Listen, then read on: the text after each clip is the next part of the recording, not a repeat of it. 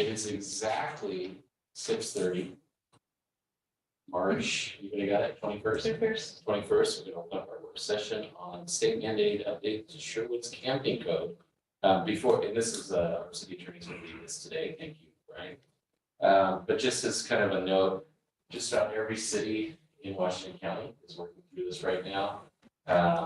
There's been a lot of conversations around the mayors around kind of being a little bit consistent in how we implement things so we don't face challenges like if one city's very lenient, another city's not very lenient, potentially have migrations and things happening spread out. So I can talk a little bit about some of those conversations I've had with the mayors since we get started today. But for the public, a lot of people know we already have a no camping ordinance.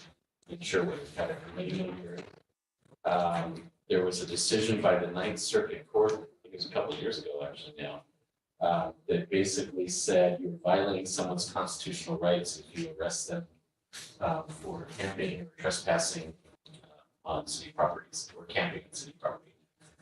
You have to have a place to take them. And, so we've been thinking for a long time, well, how do we deal with that with our existing code? The fact that we allow no camping, it's actually a crime, it's a misdemeanor, correct? In Sherwood? No, it's just a violation. It's just a violation. It's a violation in Sherwood. But on top of that, the legislature in Salem, about the Ninth Circuit, really had a great idea, so they decided to enact a law that basically codifies what the Ninth Circuit said. And we have to have something in place by the 1st of July. That is our deadline. It's a little squishy on the deadline. Brian can update us on that, but I just wanted to kind of lay the groundwork, and especially for people listening, why we're having this work session. Why we do this work. Does anyone else want to comment at a high level for council before we start? No? Brian, take it away. Yeah, and I will reiterate, thank you, Ryan Adams, city attorney. I do want to reiterate, this is a state mandated update. So for all of our citizens watching, there was no counselor that said, hey, I want to update the camping code. This is the state legislature that said, if you have a camping code that is in violation of our recently enacted state law, that is now unconstitutional and it needs to be changed by July 1st. So that's why we're here to discuss the way to do that. And so what I want to do, I'm going to take 5 minutes and just go over quickly just a little bit of the background. I think it'd be beneficial for the public just to talk through it quickly, what it really looks like. So the Eighth Amendment prohibits cruel and unusual punishment. It also prohibits excessive fines and excessive bail. And so back in 1962, the United States Supreme Court in Robinson v. California decided that that meant that you could not punish an involuntary act or condition if it's an unavoidable consequences of one's status or being. So really what that case came from is there was a state that tried to make it illegal to be addicted to drugs. And the Supreme Court said, well, you can make the action of doing drugs illegal, but it is not illegal to be addicted to drugs. So that's where that came from. And then in 2019, we have the Martin v. Boise case. That case was really sort of I guess it started it all for HB 3115, and it says, if there's no option of sleeping indoors in the jurisdiction, then the city cannot criminalize indigent homeless people for sleeping outdoors on public property on the false premise that they had a choice in the matter. And so when you were asking whether or not ours was a misdemeanor, Boise's was. And so Boise's was a misdemeanor. So that's what really that decision applied to, was criminal activity, not violations. Well, take it a step further, in Blake v. Johnson, the Ninth Circuit, and really the U.S. District Court, affirmed by the Ninth Circuit, came back and said a violation will, to shorten it up, a violation will count as a criminal penalty in this situation. And then also what Grants Pass had done was, because of the Martin v. Boise decision, they said, okay, well, maybe we won't criminalize camping, but what we can do is we can make it illegal to have blankets on the sidewalk, pillows on the sidewalk, stuff like that in the park. So what they tried to do is get around that. And the court, for lack of a better way to put it, said, nice try. They said you can't do that. So they said it's illegal also to criminalize being warm and dry. So HB 3115 didn't go really any further than that. It just codified what those were. And so there is speculation that maybe that was premature. And I think if you look at its counterpart, which we're not going to go into today, which is 3124, There is some conflict in that bill versus other state law that hasn't been worked out yet. So the state legislature, I want to repeat again, has not given you a choice but to act in some way. And so we're here tonight to have the start of a conversation to figure out what that way is. What is the deadline to resolve? July 1st is the deadline that's in the statute. What it says, what the law says is if you don't have your ordinances or lack thereof in place by July 1st, then if somebody wants to sue you, they can. But they have to give you 90 days notice. So we're getting started on this because we don't want to be crafting policy and ordinances under the threat of litigation. So hopefully we can have some productive conversations about what that looks like. You can give us some initial guidance and we can bring some stuff back to you. So HB 3115 says, yeah, I'm sorry. And if I understand, because of that 90-day notice requirement, if we ran a little bit over as we're trying to get this all set, because we're probably okay, because some of you notify us they're gonna sue us, but we have it fixed by the time.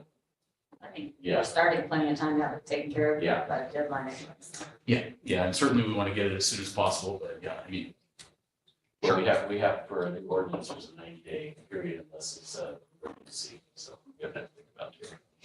Counselor, do you have a question?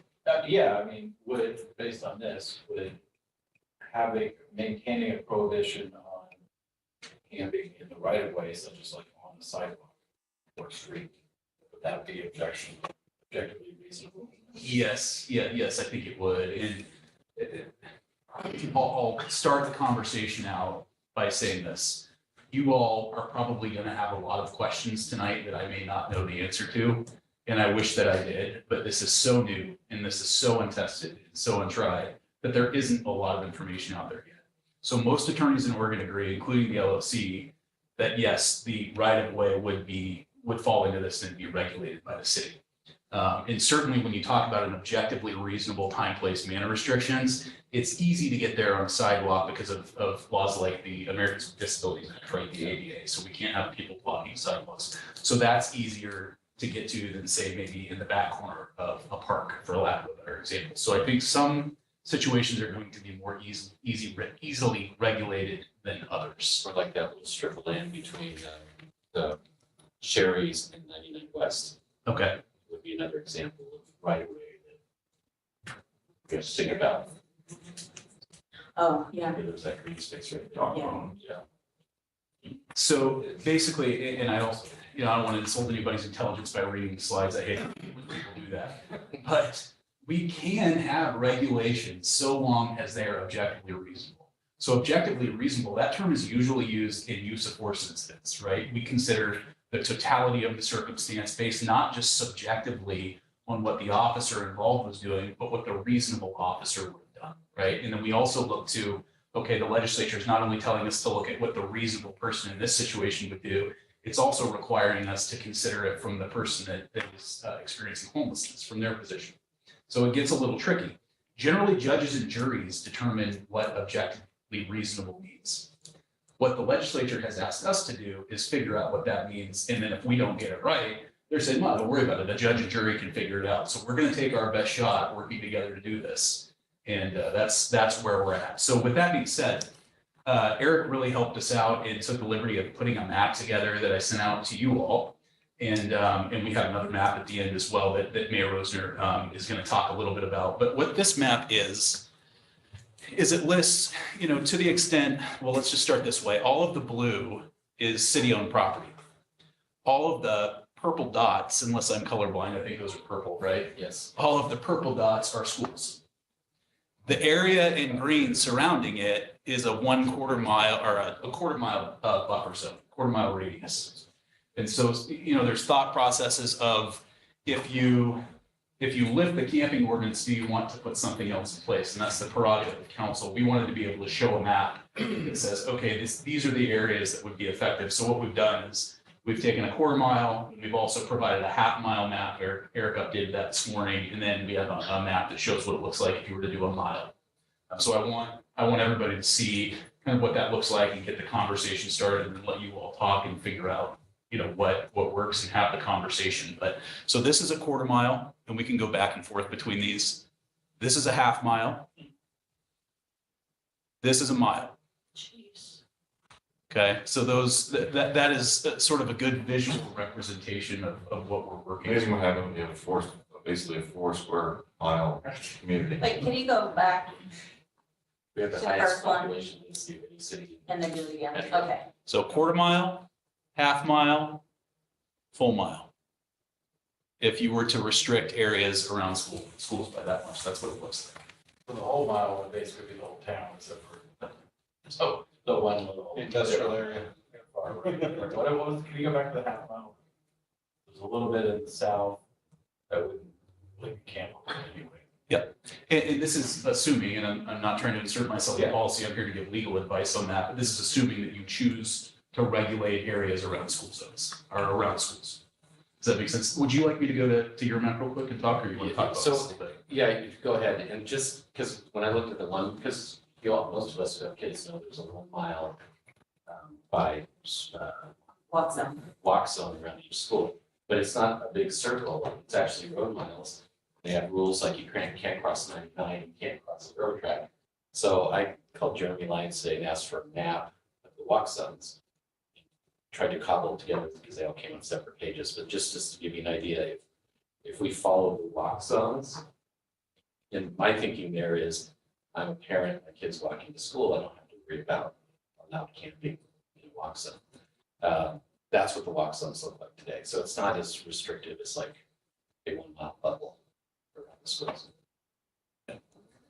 So what is all the light green kind of in the north and the west that would not be included if they were to restrict by walk zones, and you're saying. those would be- Yeah, like Murdoch Park, Pumpkin Park. Where's that triangular piece that we purchased not long ago? That's, you can see it. Right here.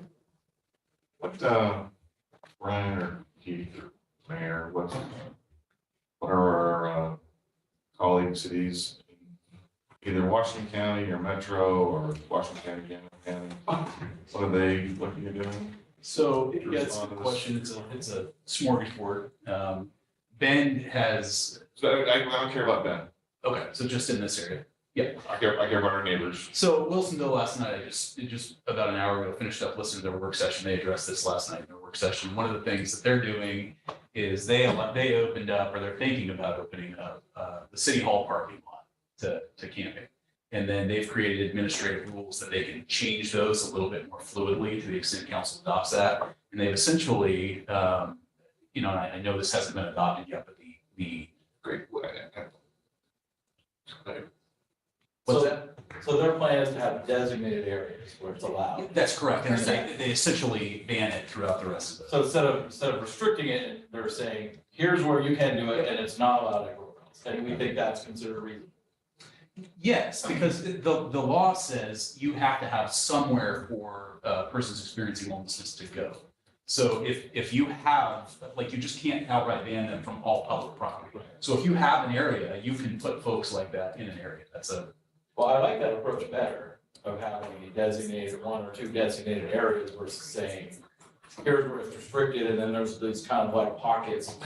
Like we looked at on the maps, there'd be different pockets where it would theoretically be allowed if we get a restrictive approach. I kind of like the idea of saying, here's where it's allowed, and then, have, Yeah, I talked. and you can direct people to that. That's where you can go. I talked to a couple of mayors in Washington County. Most of them are considering the LOC model, which is you can camp from 7 p.m. to 7 a.m., but you have to pack up and leave. Oh, at 7 a.m.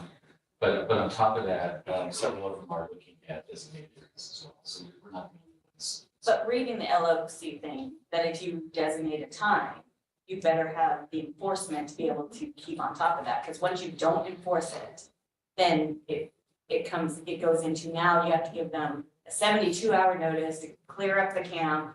It becomes, so if we don't have some way of enforcing those hours, it could cause. But Kim, I think that's what, If you have a designated location, it's easy to enforce the hours in Yeah. one spot. Yeah, if you just add it to a patrol and say, hey, swing by there at 7 a.m. I think then we would need to It's all you need increase an our extra job, staffing. right? Yeah, I'm sorry. I didn't hear We you. would need to, if we're going to do that, we need to increase our staffing levels and the services that we offer. as well. So help me understand the services. Like, I don't Well, understand part of, I mean, having this is a whole much bigger conversation. Having designated places for people to sleep, camp, if you will, when you're houseless is only part of the problem. that. Oh, The other 100%. part is all the services that go along with that. So if we're going to designate space, then I think that to go along with that, to help the situation more, would be to have services. Okay, so, yeah, my feeling on that is that there are, so just like I would not recommend somebody live in Sherwood who works downtown and doesn't have any way to get there, like they don't have a car or something. The bus is a big pain. In fact, I'll even just say Lake Oswego because that's harder to get to than it is to get to downtown. I would say not every place is equipped from whatever reason to be able to address mental health concerns and drug rehab and all of the other things. And so I would rather get the person to a place that has the infrastructure there to be able to solve that problem. Because as I look at it, it's a very complicated problem.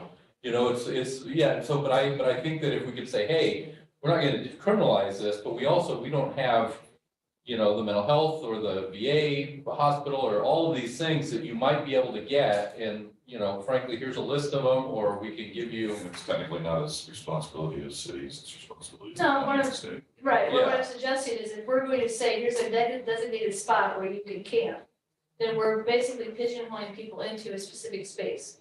So then you're potentially having people that are potentially have mental Oh, yeah.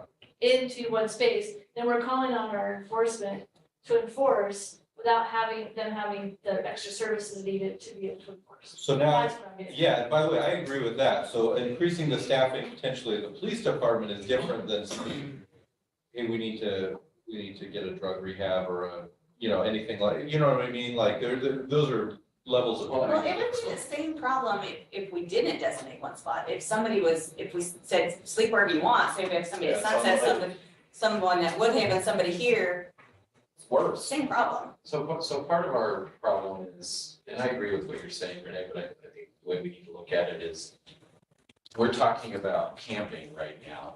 Like right now, you know, Washington County is a housing authority, they have their supportive housing services.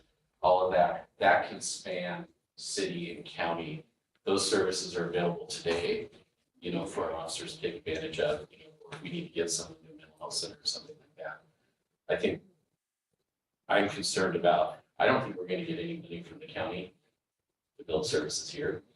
Just reading tea leaves and I guess I'd also like Ty to just comment on how big's the problem? I mean, how often are you having to enforce something or take action Or help people. or help people? Yeah, thank you. Yeah, I guess, for us right now, it's pretty, I mean, it's pretty minimal. I mean, we have some that drift in and drift out, but for the years I've been here, they usually, there's two things. It's either they're in their cars, utilize the Y, or they utilize parking lots because they're have jobs and they take advantage of sleeping there. Or the single individuals are typically ones that we're finding in the woods and in the paths. And they're, I mean, they migrate quite a bit here. There's very few that I know that have taken up, I guess, consider residency. And those are the ones that they stay out in the parks and out on the back ends of some of our buildings, our private lots out there, but I don't deem it as a problem that taxes us right now as far as law enforcement. Now, obviously, the potential's there. I do have a reservation about designating a spot. Because I believe when you decide that you're gonna send everybody to one spot, you're bringing in the mental health, you're bringing in the drug addictions, and you're probably not gonna be sending the families that are in cars. I don't know if this is gonna be a car lot place. Is it gonna be big enough for these families and these individuals that we get out there and we say, can't be parking in the parking lot at Walmart, I need you to go here. And they're a single lady, because we've had quite a few of those, that live in their cars by themselves. Are they gonna feel comfortable going and having to stay in a place with other individuals, they have no idea what they are. Where do you send them if not Walmart? You leave them. Oh, I thought you said you No, went to I Walmart. don't necessarily like the idea of sending all these people into one central location. Wait, so we let them camp in Walmart now? People sleep in all sorts of parking lots in the city. Which is against the ordinance that we Yep. have in place. But if- So we're not enforcing. Well, here's the problem. We can say, hey, you can't camp here. That is the. And then we come back the next day. And if they're still there, we say, hey, you can't camp here. We're going to issue a citation. But you start out by saying, thankfully, it is at this moment, it is not very low numbers of folks that are experiencing it in our community at this point. Consider C. Yes, that we're seeing. And that's why it's, some of the, and I think you said it, Taylor, it's not necessarily that they have a real easy access out here. So I think that prevents a lot of the individuals from coming out here, but we do see a lot of the car. Yeah, and so with the people who are migratory or coming, is it for like a night or two, or are the people you're seeing like 3 months at a time? Or It's sporadic. Sometimes you see them, they're traveling. Sometimes we see them up to a week. We've had individuals that have been here for a month off and on, they leave and then they come back. I know that the Y has sometimes hosted long families that we've just known and recognized. And so we've gotten to know them and know who they are, so we let them be. But like I said, I get the concept and I get the idea of let's get them all in one place.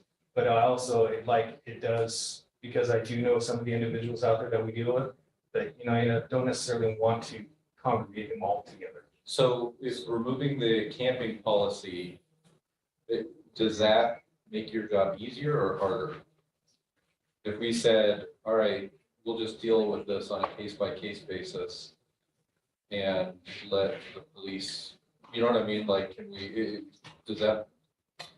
I think it's the step in the right direction that the state is looking for, lifting this mandate within the city. And then for us to individually address them as we come across them. So towards that end, I mean, Portland's cracking down right now. They're moving a lot of people around. One of my concern is we're going to see more migration out of the central urban areas out in the counties. Let's just take this example for a second. If we did something like this without a designated area, meaning here's parts of town you can park, here's parts of town you can't park. How does this compare to the other maps? I'm sorry. You want me to go back? Well, no, I mean, how does this one compare to the quarter mile thing? Two main differences. This is, the walk shed is based on the actual roads as opposed to just how the crow flies, so to speak. And then the other difference is, the previous maps had private school. So this shrinks it? This is gonna be, so the area in yellow beige would be acceptable. It's not- You go I guess back to on this the- sort of- Yeah, Okay, not gotcha. in this.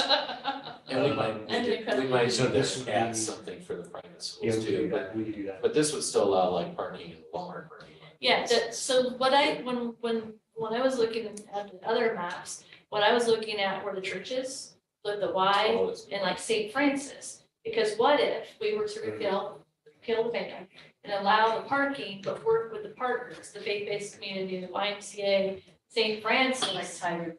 right? Oh, wait, I mean, they're private property, they can do what they want, right? Yeah, That's a Y, that's, obviously. that's what I was trying to figure out, is if we had these overlays of school zones, if that would work or not.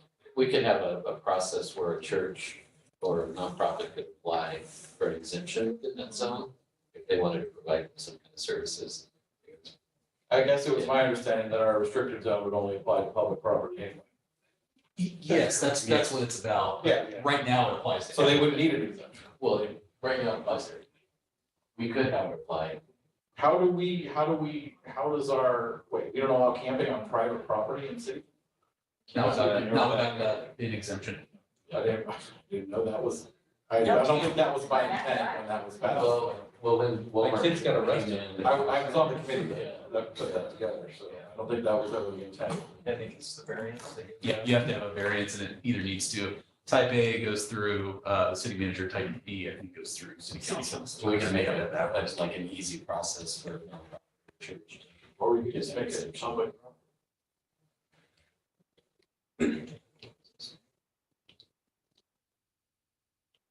So I'd be curious for more, to hear more from our neighbors, not just Pleasantville, on what they're doing. Clearly, we need to, conform to the law.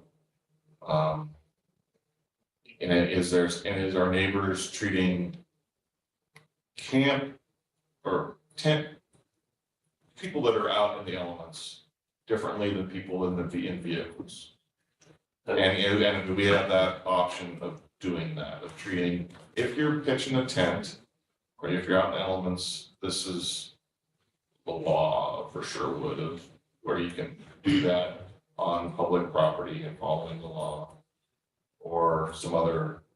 The House Bill talks about having a warm and dry place. And so if they want to pitch it, that's why, that's. Right. We don't need to talk. My point is, could we and are our neighbors creating, scenario A, car camping rules, scenario B, non-car camping rules? I'm not. Well, I was gonna say, does car camping include RVs? I just Because- want one set of rules. I want to know what our neighbors are doing. Okay, And yeah, I I agree. haven't even had. I don't have an opinion on any of this yet, Yeah, so one of the things that I would like to. other than I'd rather not have families walking by people camping. One of the things that I saw I grew up in Palo Alto, California, very expensive area. But there's this state road going through town that all the RVs park on the side of, and they all move them forward 5 feet or whatever the law is. And so there's just a wall that's probably over a mile long, and so that, I also want to stop that from happening, because it's these large things that are now. Same with San Francisco. Yeah, and so I'm just, anyway, so I'm the chief has convinced me not to have one designated area, which is kind of where I was leaving. I think here, the reasons you cite are very strong. But no matter what we do, I think the 7 a.m. to 7 p.m. thing, whatever time window, I think is super important, so we don't end up with a permanent encampment. Because once you have a permanent encampment, trying to break it up is. Well, and that falls into the whole nother, yes, you have to give them 72 hours notice and this and this and this. Okay, so what I'm hearing in the guidance that I think I'm taking away from is, first of all, you want to know different vehicle stuff that's going on in different cities. I can get that for you, and just generally what's going on. Yeah, right. Got it. It's just- Tiger, Hillsborough, Beaverton, Wilsonville. Got it. Let's find out what we. So we'll get all that information. I'll compile that to you in a compare and contrast manner, and then Because could one scenario be, as people are suggesting, this is what,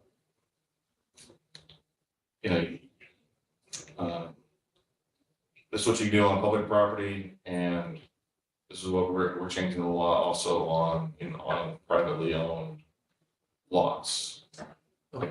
So, because currently on private lots, we have rules against overnight. Yeah, public open to the premise. Huh? Public open to the premise, but private like a Walmart lot or Target lot. Right. You're talking about, yeah. and it also sounds like there is no interest in merely just complying with the state law to repeal the portion of our camping code without inserting something additional yet, just to be very clear on that. So you want me on that? Well, that would mean we have 0 restrictions. They can camp wherever they want, any public property. Not like parks, not necessarily. I mean, we still have hours that the parks are open and things like that can be enforced. But it's, I just want to make sure I ask. I want to learn more about what. Yeah. We gotta look more, because there's pros and cons to all this. And I- Because the state and all within the metro region, and then now in the state, there will be tremendous investments, which is a good thing. There has been, continue to be tremendous investments to help folks that are experiencing homelessness, houselessness. And it's the expectation from my side as a taxpayer and elected local elected official that these measures will start to work and help people, reduce the number of folks. I'd really like to see some evidence of that at some point, because so far it's not really. All right, so Ryan, you have your marching I orders? think I do. I think if it's okay, the next one of these will be a little bit longer. Yeah, I think I we was- need some more time. And this will give everybody a chance to kind of digest Yes. all of this. And if possible, we do this in phases. Say step one, we do planning. Yeah. Step two, we learn more, and we do planning. Then we do planning. Point of this was to get it on the table, get the information in front of you and We have to have something in place by it. So whatever we do, we may find doesn't work, we need, I mean, it can change. Awesome. Want to be compassionate and helpful. Et cetera, et cetera. Yes. All right, thank you, Ryan. And we are adjourned in 5 minutes.